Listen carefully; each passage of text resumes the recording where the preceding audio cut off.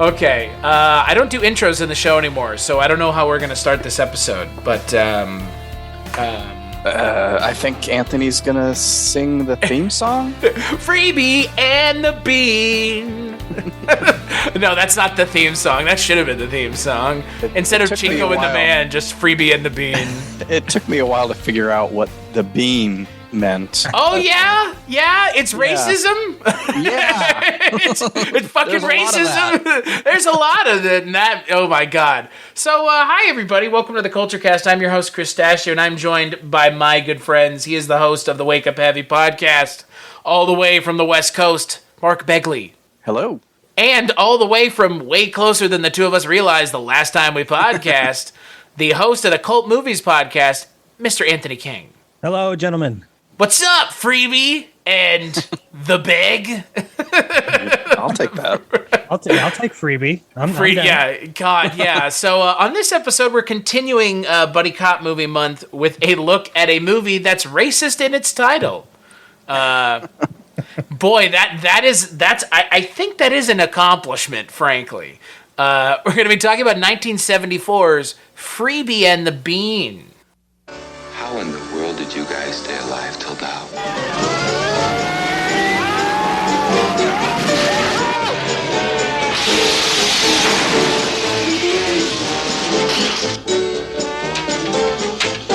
How do you get up in the morning? Lady, the princess You is have here. to come in here to have a fight. Please, lady. She nearly knocked me down. Where? She went in there.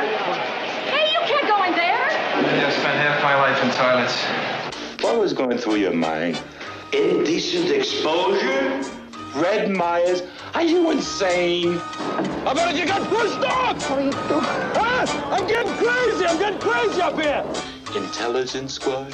What were you doing at the Red Coach Motor Lodge last night, lady? I was at the school meeting in Oh, yeah? auditorium last Yeah? night. Your car was at the Red Coach Motor Lodge! So what? You apologize about my gun. You apologize to this. Apologize about my gun. I apologize about your lip. You're not fit to guard the fish at the aquarium. If you had with our help an airtight case against Red Myers, an indictment in the grand jury. Would that change your? Would it help anything, sir? Everything for you. Would that change things? Would it, sir? I mean, would it change an airtight case, sir? Airtight. For indecent exposure? Here, something for you. Play with what now is this is sitting on the nice. block. This is nice. We've been digging in garbage for 14 months, sir, and this is what we came up with. And Is that enough? It's not enough. What would be enough, sir? I need a witness. No, we have one, sir. Oh, why do you... There's a problem, a small We have a problem. little problem in that regard, sir. It's a small problem, sir, but and that is that Red Myers may not be alive on Monday, sir. There's a contract out on him, sir, from Detroit Professional, so we have a major problem. It's a huge problem. I mean, how do you deal with the monsters? We don't have one major problem. You know why we don't have a problem? I'm going to tell you why we don't have a problem. There's no problem here. Red Myers will be alive by Monday. You know why Red Myers will be alive by Monday? Because you boys are going to keep him alive until Monday. Get him in there! Get his gun. Get it. Get his gun? He hasn't got a gun! What do you mean he hasn't got a gun? I'm telling you, he hasn't got a gun! Get his ID something, will you? Oh! He's a Cadillac salesman from Detroit! What are you doing here? We go together, just like peaches and cream. Bees in a barn, birds of a feather, you and me.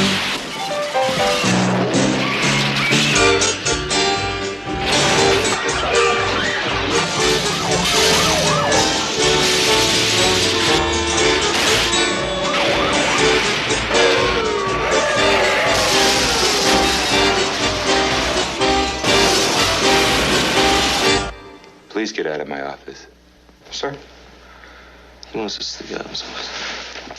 So the film is directed by Richard Rush, written by Robert Kaufman, and it stars James Caan as Freebie and Alan Arkin as the Bean.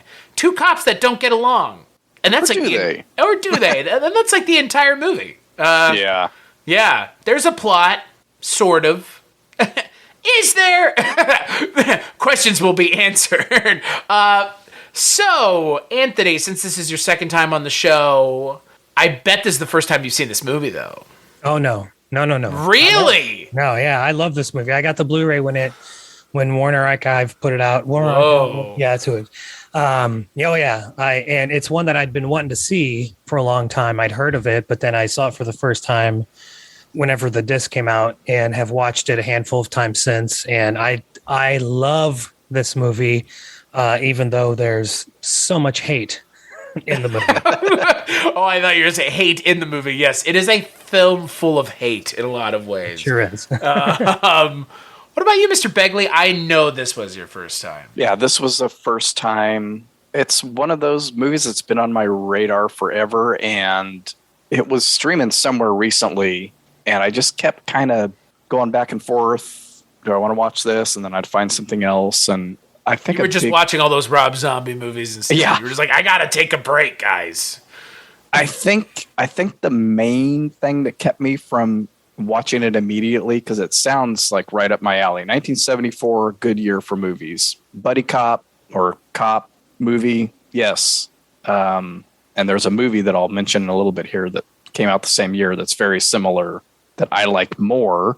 But I think the thing that was keeping me from instantly hitting play on it was James Caan.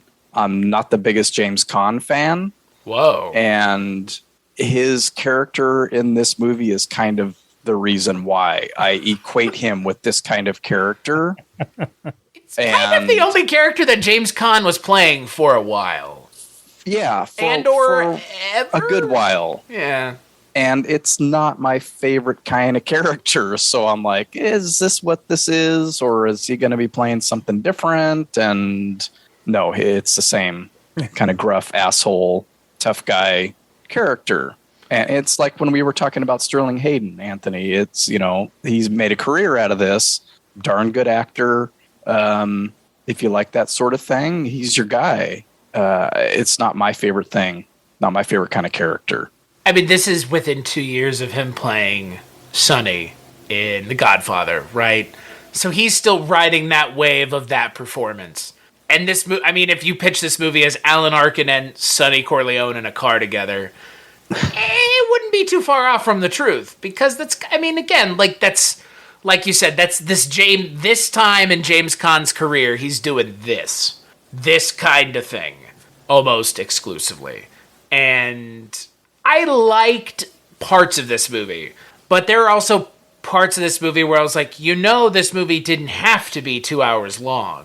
You could have. That's one thing for sure. Whoa, yeah. I mean, I think for me, that's probably the thing that stood out overall outside of just the movie's plot was just how long this goddamn movie is. Because for a movie that's an hour and 53 minutes, it has shockingly little to say and does shockingly little overall to warrant an hour and 53 minutes, because there are stretches of this movie where it's just two characters talking for 10 minutes, and those are the better scenes in the movie, like outside of the chase scenes. But there's a lot of just like character back and forth to the point where if you took the chase scenes out, this is like a two-man stage show in a lot of ways. Like it almost, and in a lot of ways it's written that way. And if you read about the film, they're like, well, it was just kind of about the two guys in the car. And then we were like, should we put a plot? And they were like, I guess so. So, and sometimes it's one of those things where it's like, it's a good idea and then it gets formed around that.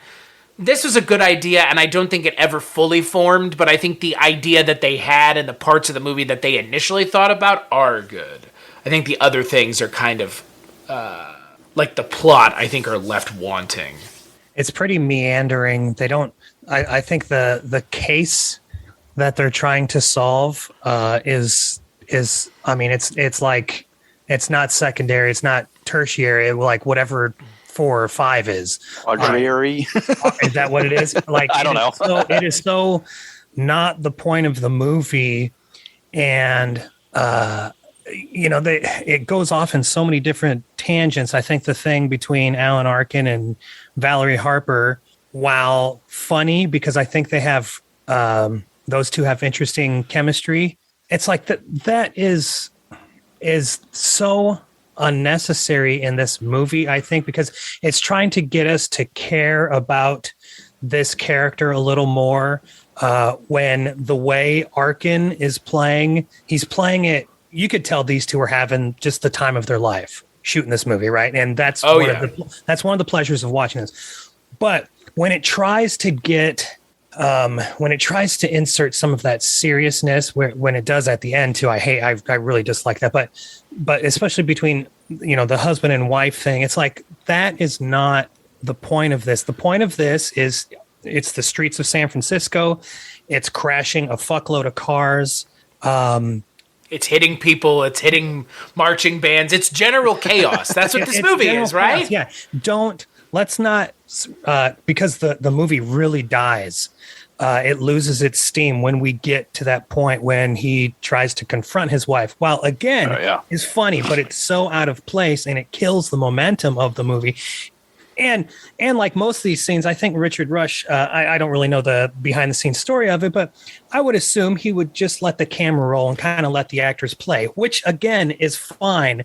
That's what it looks like. That's for sure. For God's sakes, we're talking 2 hours here. Like you could very well cut 15 to 20 minutes out of this and lose nothing. You literally could lose the whole nothing. You could lose the Alan Arkin, Valerie Harper stuff completely. Yeah. And I think I agree. It's like this is his the way they're going to humanize him, which we don't really need in a buddy cop movie. Exactly. We don't need that. They're already doing that every time they open their mouths. He's so aggressive and angry, and it's just it's not making me like him more.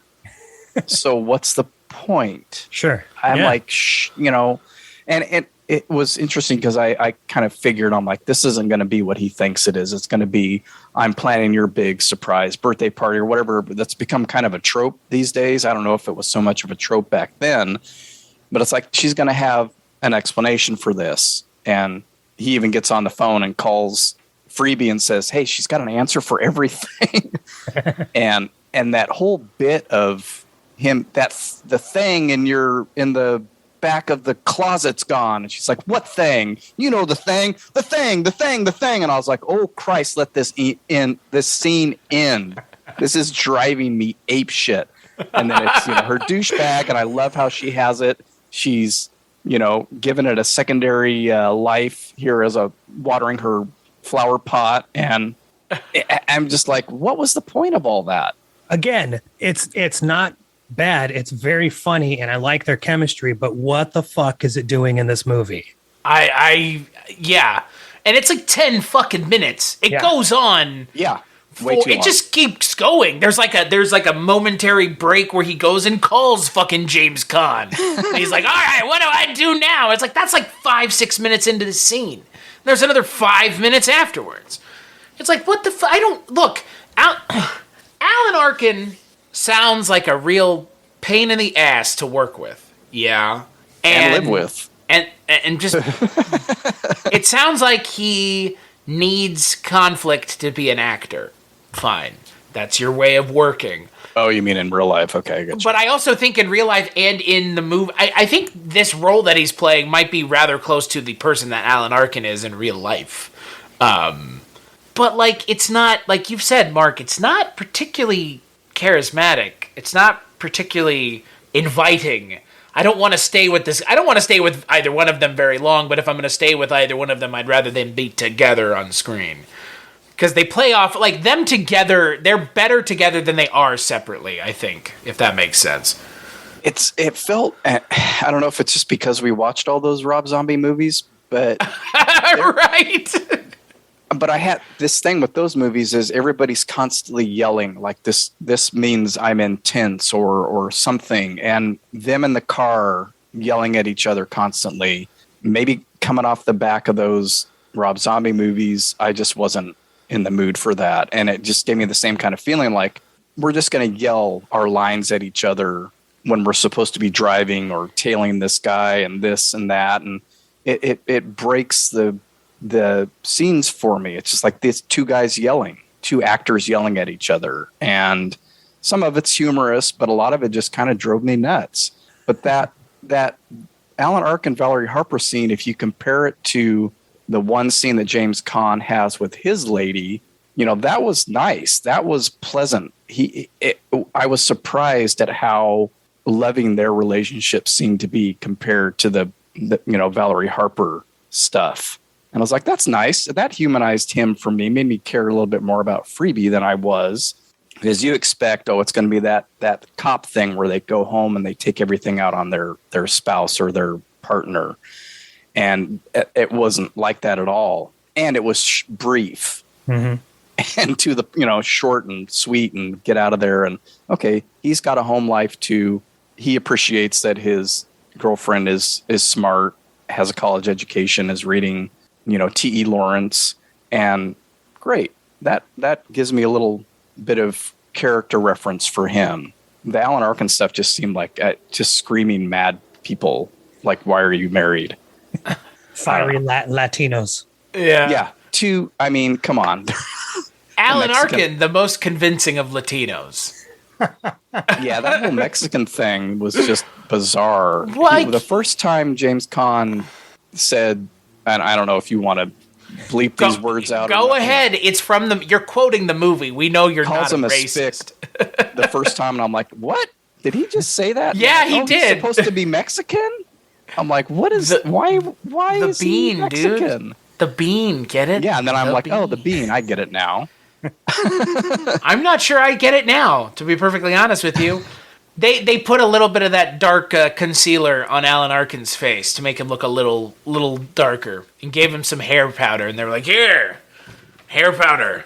Your hair's darker and your skin's darker. I mean, he's Mexican. He's played an Armenian before in Catch-22. I don't know. He's probably played a Greek at some point. That's a little bit more believable. I mean, I believe Alan Arkin's parents are of Jewish heritage, so... Yeah, he's Jewish, yeah. Yeah, so... the bean. When I realized it, because again, I realized what it was when I started watching the movie. I was like, oh, God. Christ. So at some point, Freebie says spicks and gooks and spades at different points in the movie. Yep, he sure does. So there's a lot of hate in this movie. Well, I mean, not just towards other ethnicities, but then we get, as on IMDb, credited as the transvestite. Right, yeah. There's a lot of LGBTQ hatred. They say fag a lot in this movie. So much, and again, I know I'm watching a movie, so I, for better or worse, that sort of just rolls off my back, as a straight white man here, not having to worry about any of that. But the most underrepresented of groups. Also, I didn't see myself in Freebie and the Bean at all, you guys. As a bisexual man, I really didn't see myself. Yeah. It's, again, this is one of those movies where there's nobody to cheer for. You're just these are all turds. All of them are turds. Turds all the way down. It seemed like that was becoming the thing. And the way I call it the Dirty Harry complex. Dirty Harry comes out in 71. So now we'll have these cops that have these, I guess, goals, if we want to call them that they will achieve by any means necessary, which means, like you mentioned, plowing through a parade, shooting in crowded downtown streets. Shooting in a skyscraper. Unloading, the dentist's office is in a skyscraper. Unloading 4 guns, 2 each, into a guy sitting in a stall that might not even be the guy that they were after. Oh my God. There is the murders that these 2 cops commit is so, they just treat it so flippantly. Yeah. It's and it's not, and then so they radio into Mike Kellen, who's their chief or whoever, and he's like, oh, you got him? Good job, guys. And then they move on. It's like, oh my God, you guys just fucking massacred this one dude, and then it's on to the next thing. And my thought process is, can we save some people for witnesses, or are we going to arrest anybody? Or are we just going to fucking kill everybody? Which again, it's fine. This movie, this is Chaos, the movie. And, it's just chaotic on the streets. It's chaotic in the bathrooms. It's chaotic, in Alan Arkin's home, in the Bean's home. And, having seen it, I don't know, half a dozen times now, it's I don't know. I really know what to expect, and I'm just along for the ride. But it still does, for me, lose its steam in that scene that we were talking about before between Valerie Harper and Alan Arkin, but also the Loretta Swit stuff, whom I love. I love Loretta Swit. But again, I understand, like, it's supposed to be, they try to shoehorn in, like, she's having an affair with Mike Kellen at the end. And I was seemingly out of nowhere. We don't need any of that. Like, because I had completely forgotten about the receipt by that point after 2 hours. Yeah. And it's like, oh, yeah, the receipt. Right. We don't need to call back to that. And so, there's another, I don't know, 3 or 4 minutes, between her stuff with her husband, the guy they're trying to protect, and then the stuff at the end. It's like, bless her heart, but what is she doing in here? We don't really need her. Yeah. She has 2 scenes. Right. But I love a good San Francisco movie. Yeah. And I would argue, there with you on that. I would argue this is the best San Francisco car chase movie. I think it's better than Bullet. It had some pretty great car chases. It had some pretty, I was surprised at some of the stuff that was going on. I just watched the 7-Ups, which I think is around the same time, post French Connection, so car chases, and made by the producer of the French Connection. Mm-hmm. So insane car chases, and it makes me kind of scared. I'm like, all these cars on the street. Part of it is post MCU trauma, like realizing when I watched the first Avengers movie and thought, oh my God, there's people in these buildings. Thousands of people are dying right now. And I couldn't stop thinking about that. So every one of those movies now that has this realistic, catastrophic stuff, I kind of get stressed out, and I'm thinking, oh my God, they're just from the beginning, James Caan is just driving like a maniac and almost hits some guy that's laying cement. Takes out all these cars, flips that truck with all the scotch in it, and I'm just going, The stunt men and women in this movie are. It's so funny watching the marching band. Like, everybody is so padded up under, like, they're the bulkiest like high school marching band you've ever seen, because they're all wearing pads, because God knows who's actually going to get hit by this car. But I do love the gag of the Bean putting on. He's like, it's helmet time.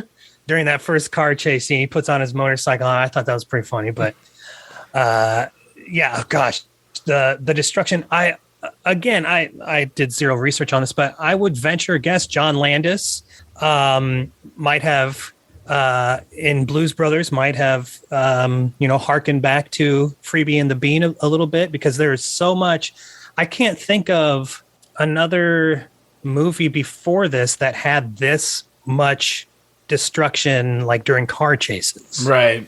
Yeah. No, I couldn't either. And like Mark mentioned, I was surprised at how much there was in this movie, because it's kind of unassuming. They don't even advertise on the poster or anything. The poster for this movie is something else entirely in and of itself, but they don't lead on that there's going to be car chases in this movie. At least not ones that you're like, at least not ones that we're talking about outside of, they're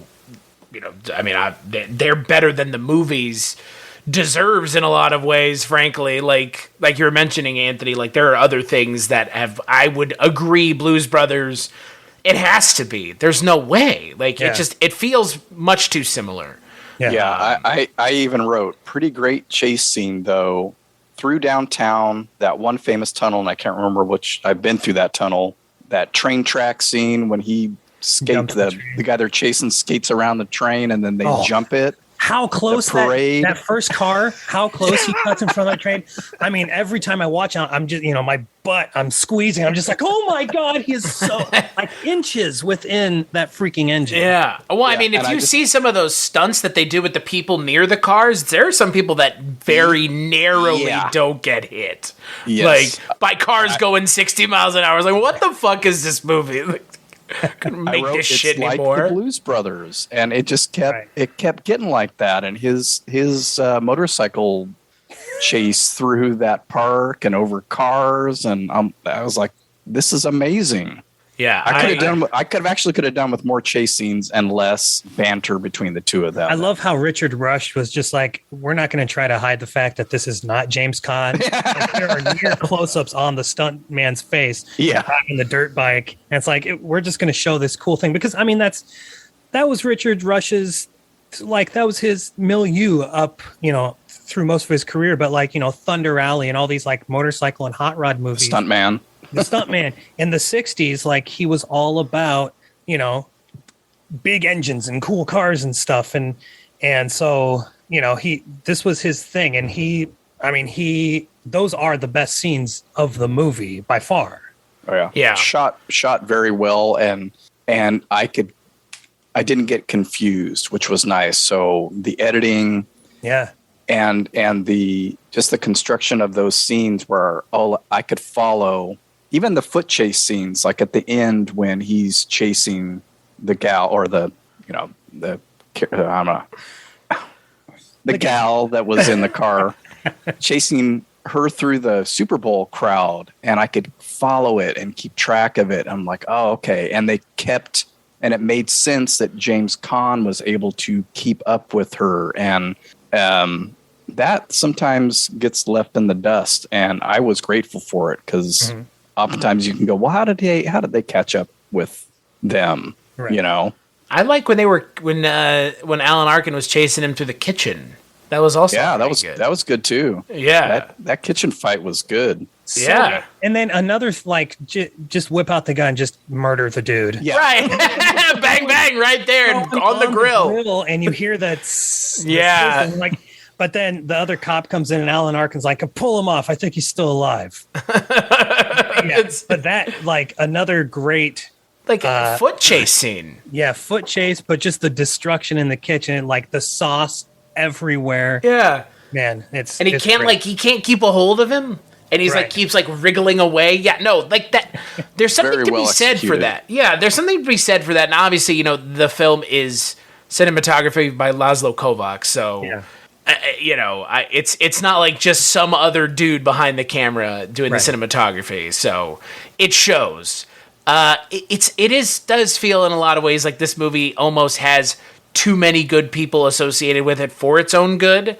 Because I like knowing the people that are in it and the people that made it. Like I wish it almost should have been better. Right? Do you know what I mean? Like it has more potential than we see on screen, I guess, is probably. I agree with that. And I noticed the IMDb stuff on the bottom there for the movie page, and I saw a lot of green splats, and I was like, oh, this is interesting. And so I started reading them, and I was like, okay, so the tone is off. I don't mind that, like switching between the comical interactions of them and serious, you know, they're blasting people away. That doesn't bother me. I can handle that. But there were a few of those reviews that mentioned, you know, we spend way too much time with these two guys interacting and not enough on the story. And I, you know, having not watched it yet, I was like, oh, let's see how that pans out. Kind of have to agree with that assessment because the story does it's almost like it's there for convenience. And I think this was based on a book, if I'm not mistaken. So I'm curious as to how the book plays out. And so James Caan and Alan Arkin were responsible for making it kind of comical, I guess, early on. And that, you know, a lot of the script changed. But that plot of they want to bust this hijacker, this guy that's, I guess, stealing these trucks full of scotch or whatever else he's doing. Good old Cutty Sark. They dig through his garbage to find some kind of evidence. They find that receipt.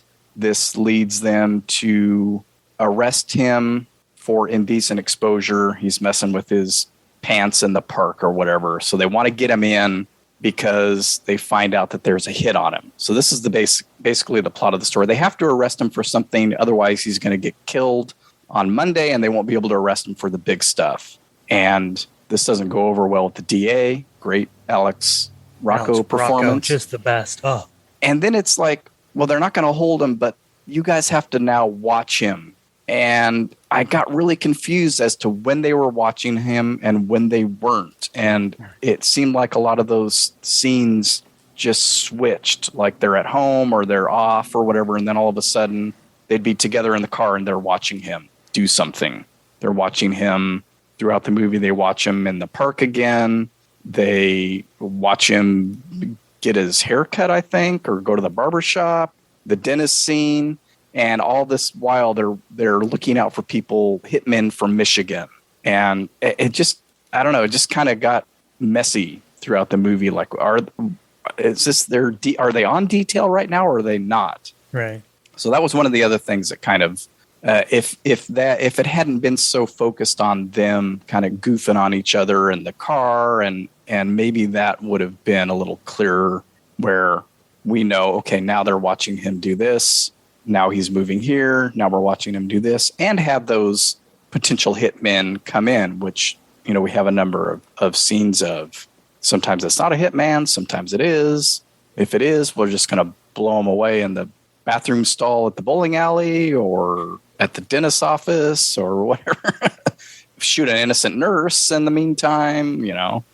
So I don't know. What I love is that, so I'm obsessed with 80s cop movies, and that's where they really perfected that, the buddy cop subgenre.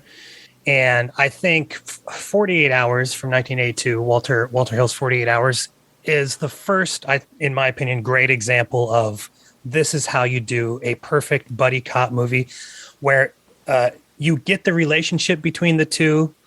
We care about each of those guys, Nick Nolte and Eddie Murphy, enough for what we need in the movie, and it's not bloated. It's under 2 hours. You know, it's just over 90 minutes.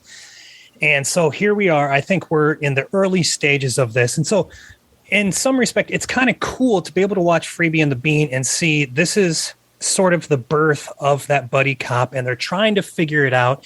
And you can see how bloated you can feel how bloated it is, and be like, this, like, we don't need to go this far with these two guys. And so, 10 years later, we really perfected, or 8 years later, we really perfected with 48 Hours. So I think in that respect, it's really interesting to kind of see them work out and see the birth of this kind of buddy cop subgenre. So that's, as someone who is obsessed with those types of movies, I find it fascinating seeing what works, what doesn't work, what stuck, even now, 40 years later, 50 years later, that we see in buddy cop movies. But I like to see some flailing and some failing. And there is a lot of that in Freebie and the Bean, but I will say I love those parts too. I love this movie, like, as a whole, very, very much. Well, and I think to your point, I mean, it makes sense that the person that would take this kind of budding subgenre and turn it into what it is now would be Walter Hill. Mm-hmm. It makes a lot of sense, right? Because he almost is uniquely qualified. For whatever reason, the man just understands that kind of movie. Right. And, what's funny to me is, like you've mentioned, Anthony, you like this movie for the good and the bad. And I enjoyed this movie a lot. And I enjoyed this movie a lot for a similar reason that you do. I like to see where things came from and how far they aren't from being where they would end up. Because they're pretty close already.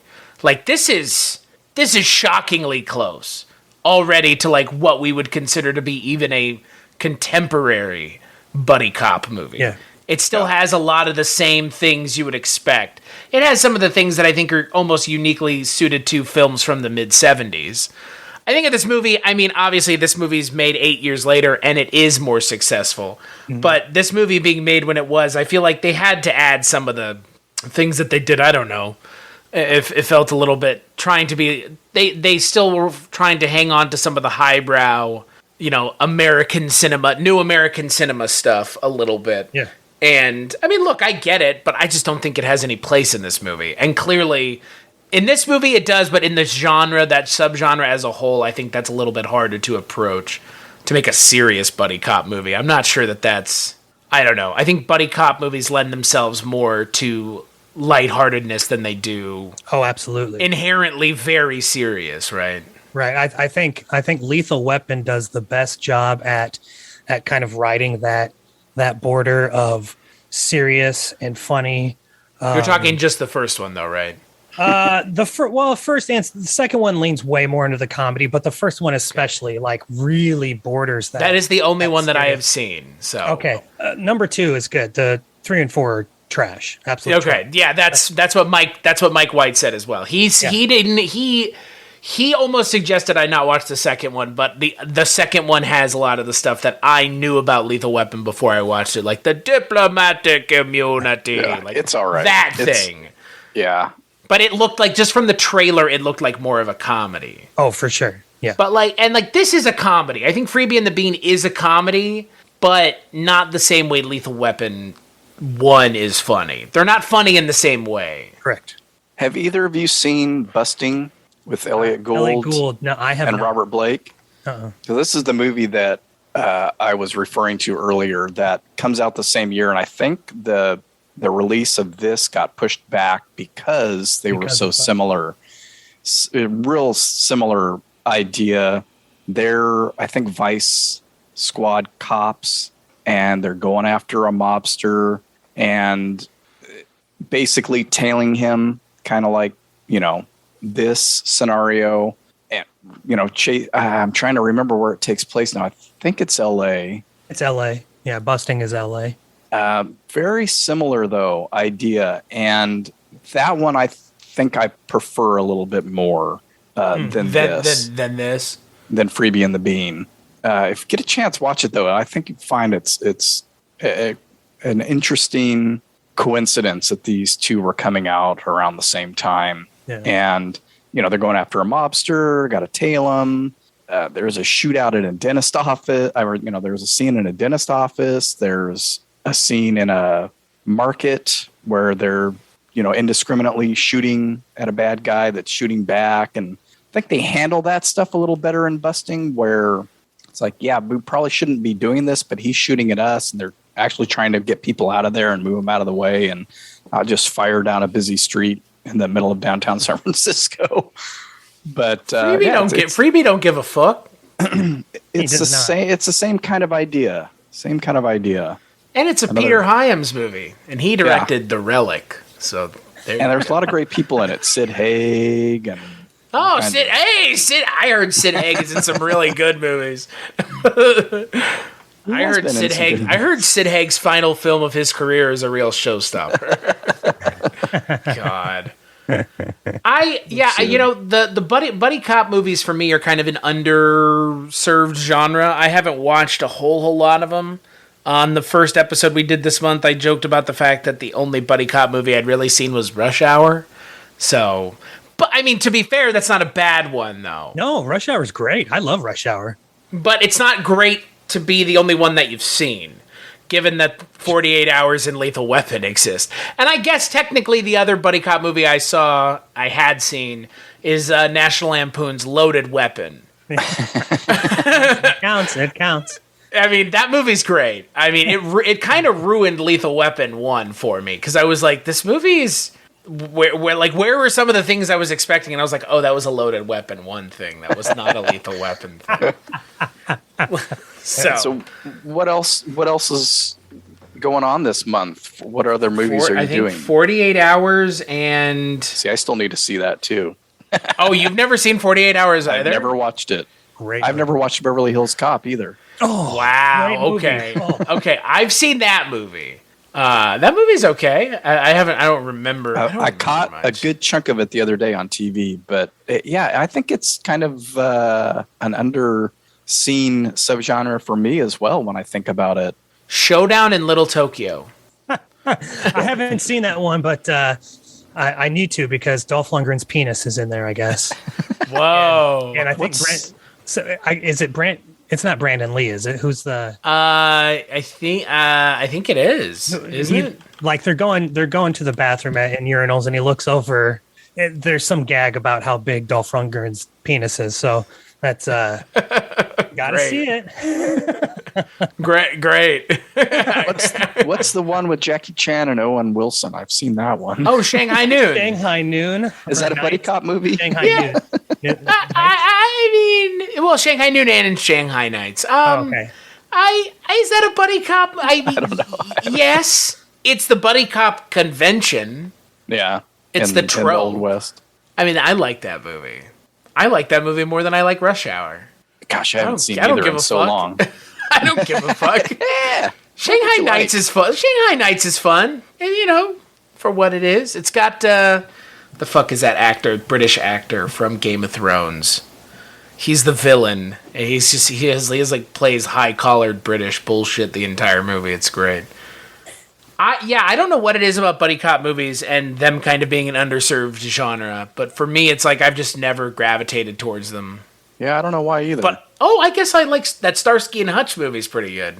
I don't think I've watched that all the way through either. Are you laughing because you agree or because you think I'm insane? I'm glad you like a movie. Yeah. I mean, of all the Todd Phillips movies to like, there are much worse ones. Much less competent films. Sure. Yeah, like Old School or Joker, for that matter. Yeah, I don't know. I don't know what it is about buddy cop movies, because I had never seen Lethal Weapon either, so... Yeah, well, I think the buddy cop trope, like you were talking about Shanghai Noon, Shanghai Nights, has been translated then into non-cop movies. Right. But trace it back, and it begins with cop movies around the time of Freebie and the Bean. I'm not saying Freebie and the Bean is the impetus for that trope, but it's the same. It's around the same era, the same time. And so it's really cool when you watch movies like Busting, like Freebie and the Bean, even not French Connection, because that's more about the crime than it's more about the mystery than the buddy cop thing. But like, Busting and Freebie and the Bean, that's sort of the birthplace for that trope, which has been translated into like thousands of movies since, and hundreds of great movies since. So it's I think it's really special when you think about that, when you're watching movies, older movies, and you think, my favorite example is the romantic comedy It Happened One Night. Like that is where the tropes for modern romantic comedies come from. And so you think about that when you watch an old movie like It Happened One Night, and you're thinking, oh my God, like that's what they do in modern rom-coms, which is not a favorite genre of mine, but I think it's a good example. It's the same with Freebie and the Bean. You're watching that thinking, holy shit, there are some really terrific movies that I love within the past, 10, 20 years that were born because of Freebie and the Bean. So that's really cool when you think about that. Yeah, I'm sitting here this whole time trying to think of something prior to this that would be relatable in that same sense of two cop partners doing this kind of thing. And I don't know, I can't think of it. I can't think of like a 60s movie where that's the case. It usually was, like you mentioned Bullet earlier, Anthony. It's, it's a lone cop, Dirty Harry. And even then that was really just introduced in the late 60s. Another good buddy cop movie that I just came up with in my head is Running Scared. That's a good one. Billy Crystal and Gregory Hines. Yeah, you got Joey Pants in there. Good. God, that is such a great movie. Great movie. Still at the point where they're shooting indiscriminately into crowds and, not caring about the safety of normal people on the street. I used to watch that all the time. I'm thinking maybe Butch Cassidy and the Sundance Kid. That's what I was thinking. Western buddy comedy. Maybe that's where the trope was born. I'm just trying to translated into cops, definitely with Freebie and the Bean. The only thing I could get thinking of was Dragnet, like a TV show, and that's just because it's two guys. It's obviously not. They're not really buddies. I thought you were talking about the movie. No, the movie's good too, though. The movie is amazing. I love the movie. Yeah, the movie is great. City of Crime.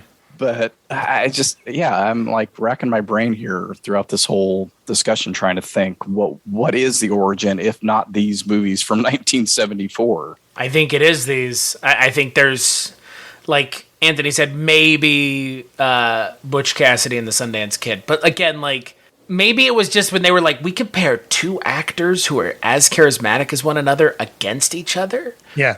Like that is the thing, right? Like that's the moment. That's the genesis, as they would say in Star Trek. Genesis.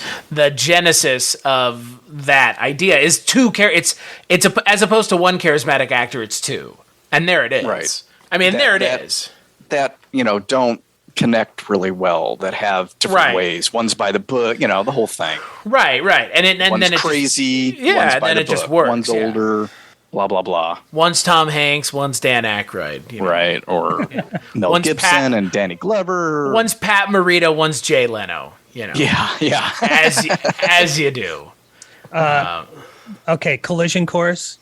It's a piece of shit, but entertaining. But I have this GIF that I had made of the movie, and it's when I mean, it's probably Pat Morita that does it, but like he jump kicks and like flies through the air through the windshield and like kicks the driver in the head. It's like the most ridiculous thing, but I'm like, this is why I love these movies. Sorry. I was just gonna say there's another one with James Caan too that we're forgetting about. Oh right, isn't Alien Nation? Yeah, and Mandy Patinkin. No, it's a great 80. That's it's a buddy cop movie. Neon Badges. That's what I call them. So I'm looking through my movies, my list of movies that I've seen, crime films from the 70s, and it's Freebie and the Bean. Like out of the hundreds of these 70s crime films that I've seen, Freebie and the Bean it looks like it's the earliest of that buddy cop trope. So Busting might have come out before then, but you haven't seen it yet. I mean, same year, right? Yeah, same year. I mean, probably competing studios. Yeah, I think one doesn't have a murderer in them, Mark. Okay. Yeah, well, I'm in your house. Are we sure about that? James Caan is a sketchy motherfucker. He is. He is Sonny Corleone. You could watch Elf and still say, oh yeah, this is Freebie or this is Sonny Corleone. Yeah, James Caan is the same man he's always been. He's the same in Alien Nation, and it works in that because of the idea. I mean, we're basically using aliens as the other here, and it goes into xenophobia and nationalism and all that stuff. And he's kind of perfect for that. I don't think it was something that he really wanted to do. And that's kind of how I felt about this. I'm like, were these guys on board for this, or is this just, I need to pay my mortgage on my Malibu. That's what Arkin said about the movie. He's like, it doesn't surprise me. Movie was a piece of shit and it was a paycheck. Like, okay, bro. Alan Arkin, you need to calm down, bro. Hindsight is 2020. I think, Mark, you're just giving yourself a reason to start the James Caan cast. All James Caan. You could cover Mickey Blue Eyes. That's another great James Caan performance. I love that movie. That's another weird. That's a movie that exists at a weird time and space that it could not exist in anymore. True. Yeah. True. Yeah. James Caan is just he's great in everything. He's playing the same character in every movie. Really. He is. Real quick. I'm sorry, Mark, but. The running joke on my show is Sterling Hayden a good actor? And my friend Vinny had made a good point. He said whether he's good or bad, he plays the same character, and he made a 60-year career out of that. So good for him. Same goes for James Caan. Now, like, I wouldn't shit all over James Caan as I do Sterling Hayden, as much as I do like Sterling Hayden. Like James Caan, maybe it's because he's still alive and the man scares me. Even now at 88, he could still kick your fucking ass as he could kick mine. He would punch my face in, out the back of my fucking head. But, it's the same thing, man. Like, is James Caan a good actor? Maybe not, but he's made this long ass career out of playing this character really well. So good for him. And he's just playing himself, right?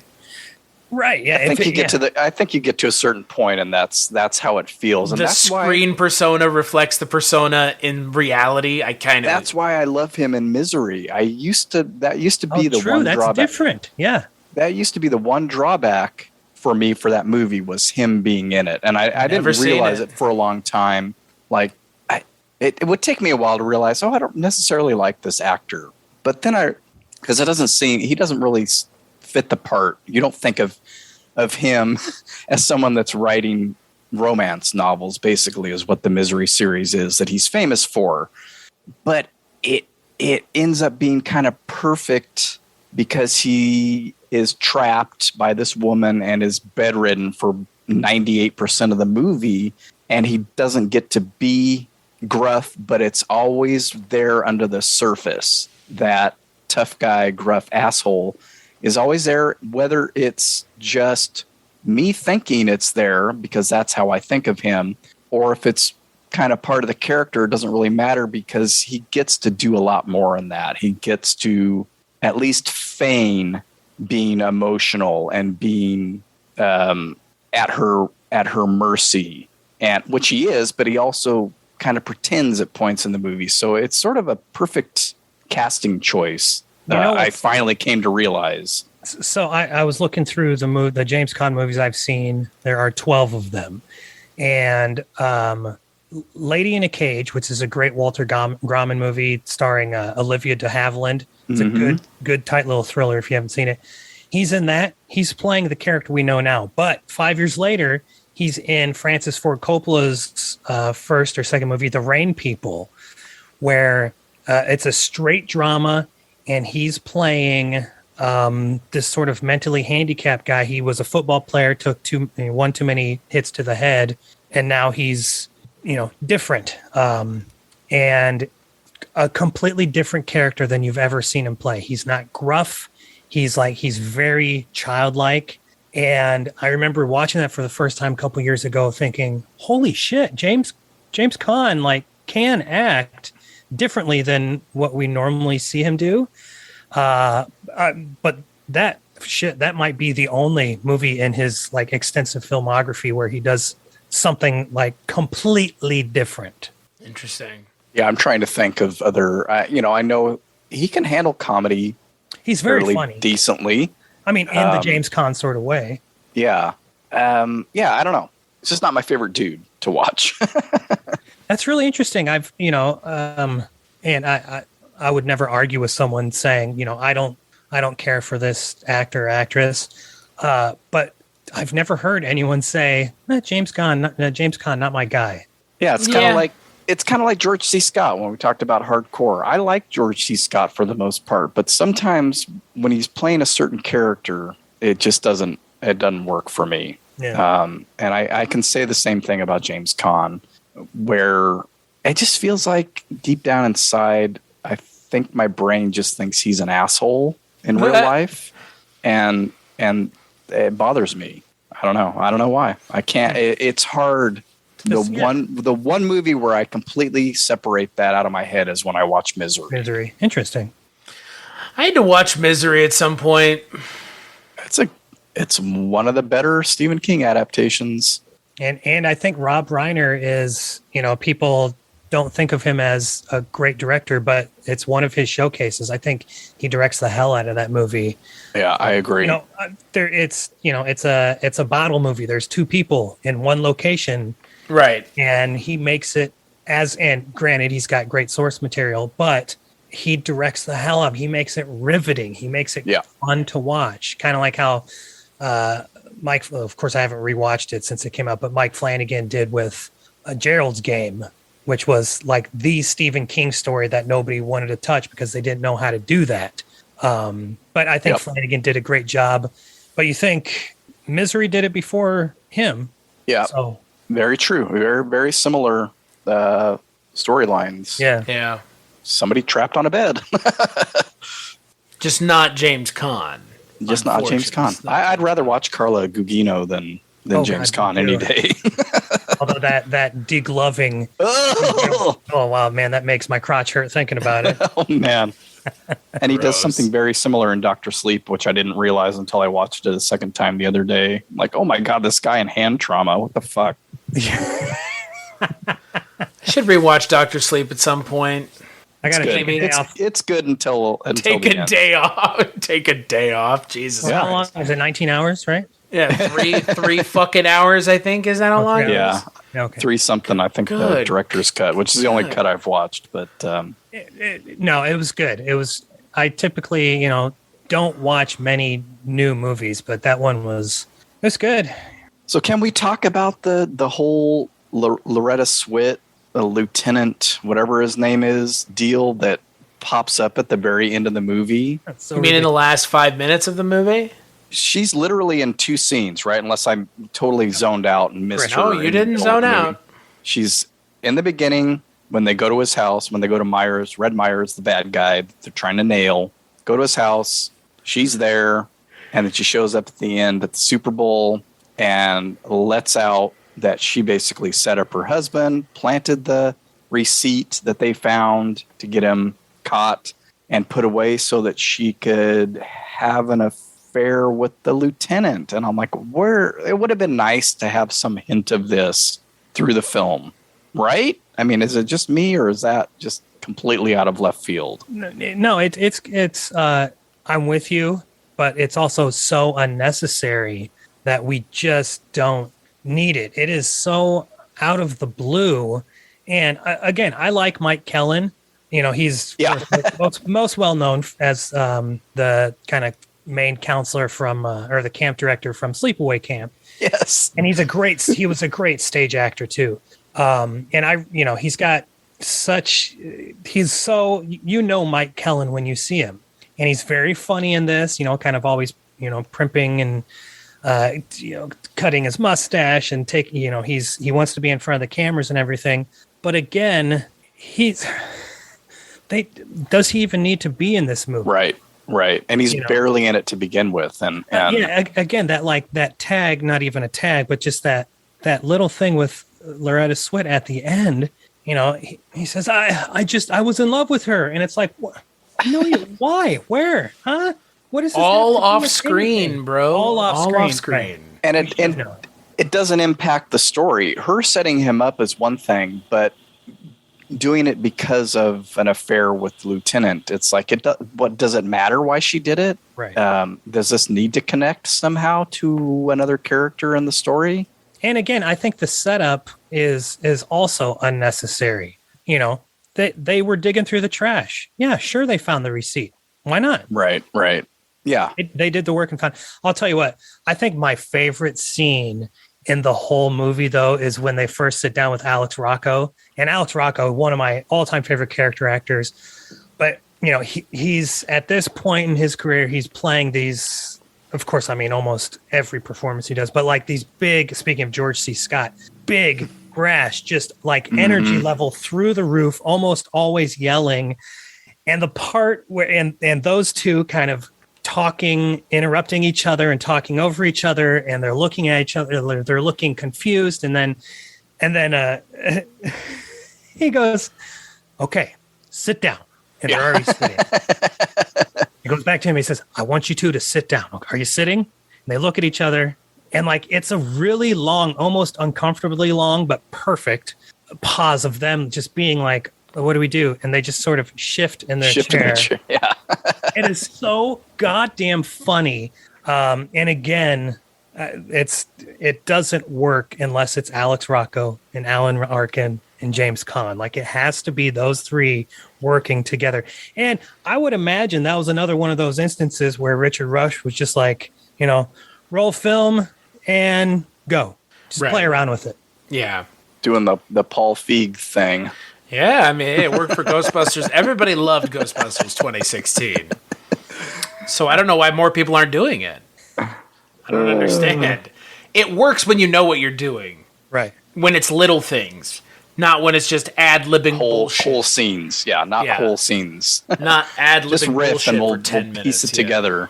I did. We haven't really talked about it as we kind of come towards the end of this episode. A transvestite killer movie, really? Yikes. which I was We're surprised going about. all the way there, huh?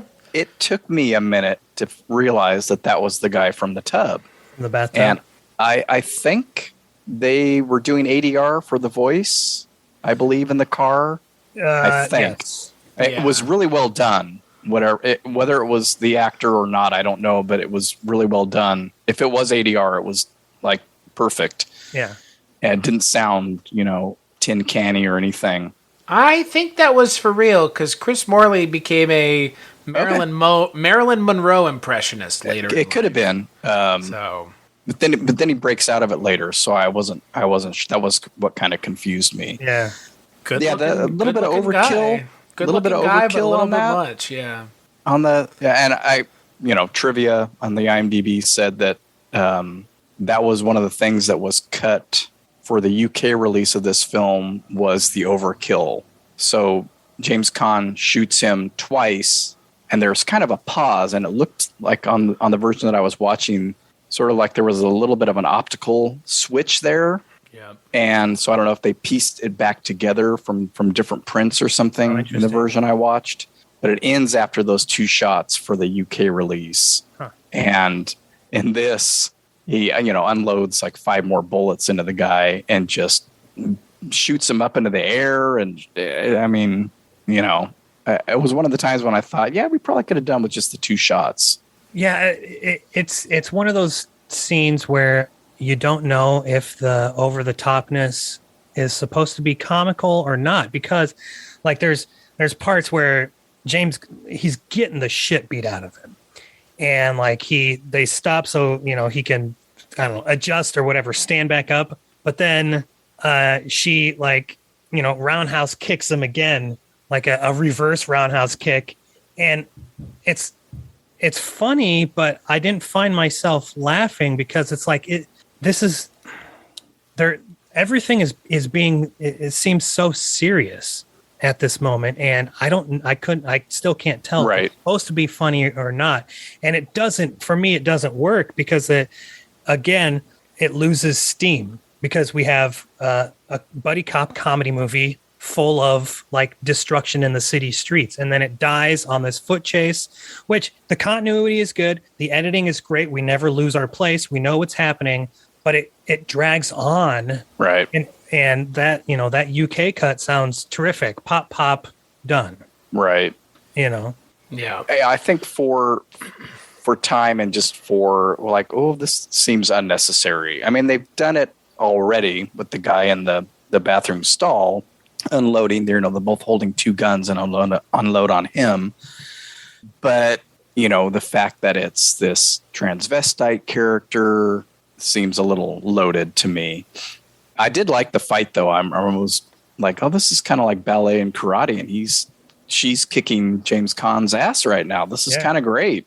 Taking off the makeup and removing the eyelashes, fixing the stockings and things in between. Again, like the way you're describing it sounds hysterical to me, but when you're watching it, it's not funny. No, and I think that's more, because of the time and the place that this was made, as in the 70s, and it's a joke. This character is the butt of the joke, and the joke is, I'm going to unload 7 shots into them. Would it have worked better, you think, made in an 80s buddy cop movie? Oh, probably not. I think yes, I actually do, because they would have played the cross-dressing thing up more. I don't even think they would go transvestite. Yeah. I think they just would have gone cross-dresser, and they would have really not the Naked Gun level of parody, but just right underneath it. Right. I think they would have really played the comedy of it a lot more. And here, again, like I said, the way Mark described it sounds hysterical. I can see that happening in an 80s movie, but here it was all just so serious. And it happens like after we think the Bean is dead, he got shot.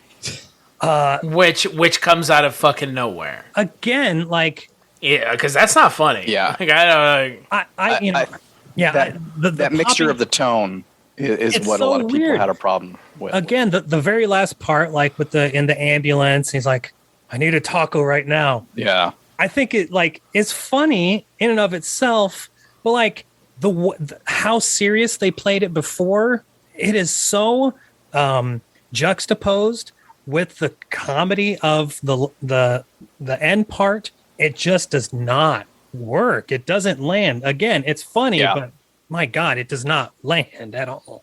Yeah, I think that the tone shifts are problematic in the film. Yeah. Which is apparently what people had, a lot of the reviewers had a problem with. And sometimes it works and sometimes it doesn't. And sometimes I don't even notice the tonal shifts in films like that. But you could feel it here. Oh, and then even with them like starting to Whiplash argue here. again in the ambulance and crash and stuff, I'm like, oh, we're going back to that at the end of the fucking movie. Right. Can we stop with the yelling and the destruction? Yeah, I think like making everybody think he's dead, like that part of the story, I think is so unnecessary. He's shot. Okay, let's just say he got shot. He's fine, and then they can start bickering again, like the married people they have been.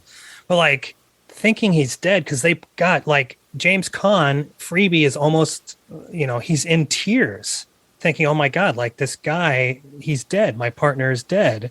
And it does not work. Again, like maybe on paper and saying it out loud sounds like it would work, but watching it, it did not. It fell hard like a brick. Yeah, I'm with you 100%. It's oddly unneeded, and I think it grinds the movie to a halt there at the end. Absolutely, it's just like this isn't funny. The only other movie that I can think of that has a transvestite killer in it is Dressed to Kill. Well, De Palma. And Ace Ventura. I'm sorry, but that's it. Like it's like that level of like it's not something. I'm glad it's not something that's done all the time because it's not in good taste. No, it's very distasteful. Yeah. Looking at you, J.K. Rowling, or whatever your her fucking pen name is. I gotta say, but Ace Ventura, mighty fucking funny. I mean, it's a good movie. That's the problem. I don't care what Roger Ebert says. I love both those those are the best Jim Carrey performances as far as I'm concerned. Like, I am with you 100%. Yeah. That second movie's great. It is so good. But I mean, yeah, even like the reveal at the end of Ace Ventura when he turns Sean Young around and like lifts up her dress and you see the bulge and like everybody's like scraping their tongues. It's very fucking funny. It's in horrible and it is taste. Funny. It's in horrible taste, but my God, is it funny? But the thing is, to your point from before, you just described it, and when you see it, it is funny. Right. In this movie, those things we've been describing should be funny. Right. And like you can imagine them being funny in another context, but not in this movie. Yeah. This movie's just tonal whiplash. And again, like we keep running into these movies, I don't dislike them. It's just I think I enjoy them more the second or third time I watch them because I think the tonal whiplash kind of goes away after a while because you just kind of expect it. Yeah. The first or second time you watch it, you're not necessarily expecting it. Sure. But afterwards, you're like, okay, I know now where this is going. True. I do remember watching Freebie and the Bean for the first time, and I did love it. But I remember by the end of it, I was like, this should have ended like 20 minutes ago. They didn't need there's so much unnecessary shit in here. And I still feel like that. But I also still love this movie because, there's so much. It's the birth of something that I really love, and that is the 80s cop movie. Right. So I think that's where it really falls. It falls into that camp of this is sort of the impetus of the thing that I'm obsessed with now. I was going to say, Anthony, final thoughts on Freebie and the Bean, but you kind of already gave them. Look at that. You just fucking beat me to it. What about you, Mark Begley? Final thoughts on Freebie and the Bean? And I think the tone shifts might work better with different actors. I'm just going to lay that out there. It might have worked throughout the whole movie and even with that ending with a couple of different actors in those roles. I don't know. Maybe like Elliot Gould and Robert Blake. I'm just saying. Pacino and Jim Cazale. Hey, whoever, it's possible. It's possible. I mean, they were trying to get Pacino and James Caan in this movie together anyways. Like, They offered one of the roles to Pacino, and he wanted too much money. So could you have seen Caan and Pacino in this? Wouldn't that have made sense? Pacino and the Bean? No. Yeah. Caan and the Bean. I think I was expecting that I would like this a little bit more than I did. Still enjoyed it, and I will most likely watch it again at some point. And maybe knowing that it's kind of a mess and tonally off, it won't bother me as much the second go around. I don't know. As I'm sitting here thinking about what I wanted to say, I want to see the movie where it's Pacino and Caan. Because can you imagine, Caan having to hold, a rabid little bulldog Pacino back as he's playing this, dickhead character? Well, I mean, isn't that more exciting than Alan Arkin just, screaming? Unbelievably not being Mexican, though this movie... Okay. I'm with you guys. I like this movie a lot. It's like you mentioned, Anthony. It's interesting to see where this all kind of comes from and kind of what the beginning of this really popular subgenre is. But it's also interesting to see two actors playing off one another that I'm not sure how many other movies they were in together. As leads, none, probably. Yeah, so right. Yeah, probably not. So there's that. So that is probably, for me, the best part of this movie is just seeing them two interact. Because they're both actors that I really like. Mm-hmm. So Same. So there is that. But, I think overall it's way too long. 20 minutes doesn't sound like a lot, but when you're sitting and watching the movie, it is. Yeah. And it feels it. It's one of those movies where it definitely feels way too long. So, but other than that, I liked it. I'm glad that we kind of all had a different experience with this movie prior to watching it for this, because... Yeah, if we were all we've never seen this before, it's uh-oh. I mean, our opinions would not be any less valid. Right. Cut the Valerie Harper stuff and cut the stuff with that guy from Texas. That whole scene. The guy from Texas. I don't know. That guy from Texas irrelevant. Shit was pretty great. It was fun. It's like fucking Mongo from Blazing Saddles. It's that same level of just unbridled Southern power. It served no purpose. We already knew these things about these characters. Other than Alan Arkin just continuing to reinforce why he's a fucking dirty cop by just beating up people. God, anyway. Jesus. So on that note, let's take a break and we'll play a preview for the next Culture Cast of May. For over 400 years, they've developed their own mysterious traditions. For over 400 years, they've had a strict code of honor and unparalleled standards of respect. For over 400 years, they have terrorized the streets of Japan. Now, they want to control the city of Los Angeles. Determined to leave their mark in blood.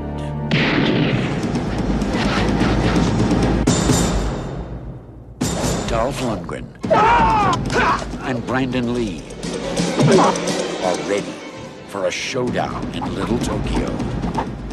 They're two LA cops who are hungry for a little takeout. Dolph Lundgren, Brandon Lee. Showdown in Little Tokyo.